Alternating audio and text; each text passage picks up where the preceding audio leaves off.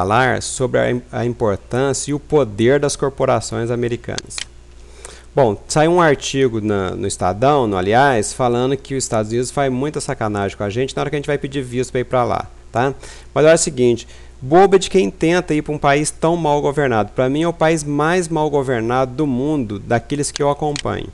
Para vocês não acharem que eu tô louco, ó, eu aconselho a seguinte leitura dos seguintes livros: A Economia das Fraudes Inocentes, Confissões de um Assassino Econômico, uma aula com George Soros, Exuberância Irracional, que fala das bolhas americanas, O Mundo em Queda Livre, que fala sobre a crise de 2008, A Desintegração Americana, do Paul Krugman, que fala como o governo atende as empresas e que trabalha contra os pobres dos Estados Unidos, e também o filme Inside Job, que segundo o Clovis Rossi, mostra direitinho como é que foi a administração da crise de 2008. Tá? Uma tamanha insensatez, a ponto das despesas com cocaína e prostitutas ser lançado nas contas das empresas financeiras. Então todo mundo fala que o governo faz muita besteira, mas veja o tamanho de besteira que o mercado é capaz de fazer. O Consenso de Washington foi criado por volta de 1989 e, pelo menos para mim, era uma licença para que as grandes corporações nos roubassem. Então pedia a desregulamentação tanto nos Estados Unidos e forçava a desregulamentação em outros países como o Brasil. O FMI então trabalhava para eles e forçava que a gente diminuísse as leis para que as empresas pudessem nos roubar com mais liberdade.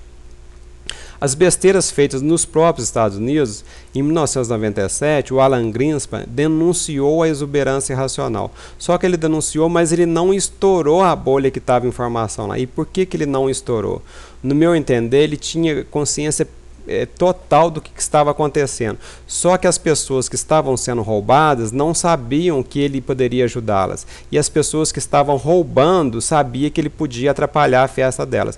Então as pessoas pressionaram o Alan Greenspan e ele acabou por não tomar nenhuma providência, apesar de ter alertado e visto que havia uma bolha. Então hoje ele fala que não tinha jeito de saber se tinha bolha ou não, por isso que ele não atuou. E também que ele não tinha a incumbência de evitar uma bolha. Mas eu acho que ele tinha, só não teve poder político para fazer isso. E depois que estourou a bolha das ações, ele criou uma bolha imobiliária para substituir aquela bolha, tá? Vou mostrar isso aqui claramente para vocês na taxa de juros do Fed Funds.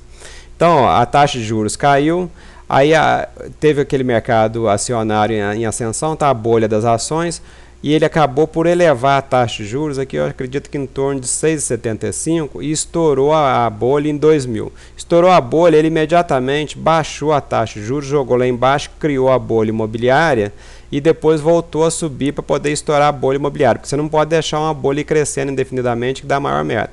E aqui ele passou o comando para Ben Bernanke. Acho que é tipo assim, passou de um velho para um novo, porque o bicho ia pegar e só uma pessoa mais nova para aguentar o rojão.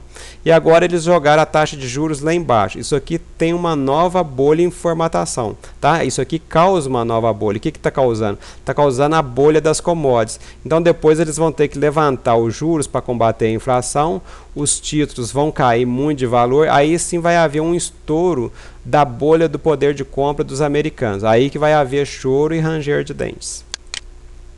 Outras besteiras que eles fizeram foi a guerra contra o Iraque, que começou em 2003. E por que eles fizeram a guerra? Não foi por conta das armas de destruição em massa, não foi por conta da guerra contra o terrorismo, é por conta do petróleo que tem no Iraque e porque a indústria bélica também precisa escoar suas armas. Então as grandes corporações americanas pegam seus lobbies e fazem pressão para que o governo americano atue de acordo com os interesses deles e não do povo ou do país, tá?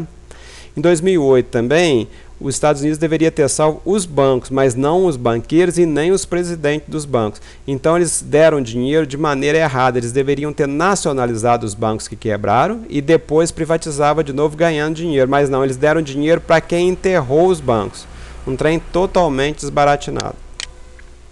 E deram dinheiro também para as empresas automobilísticas que estavam quebradas. Eles deveriam também ter nacionalizado as empresas, salvava as empresas e depois privatizava de novo. Mas não dá dinheiro para os donos das empresas. Aqui que está o erro, eles estão trabalhando a favor dos ricos e não do país.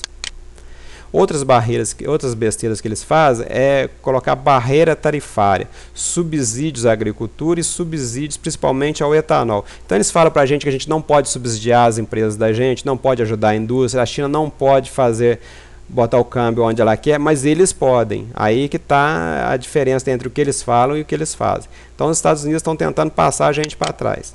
Então lá eles acabaram com o estado de bem-estar social das pessoas, mas criaram o estado de bem-estar social das grandes corporações americanas. Então as empresas lá são tratadas a pão de ló, os ricos são tratados a pão de ló e os pobres estão indo para o ralo lá. Vai dar a maior merda para o povo americano, vocês vão ver.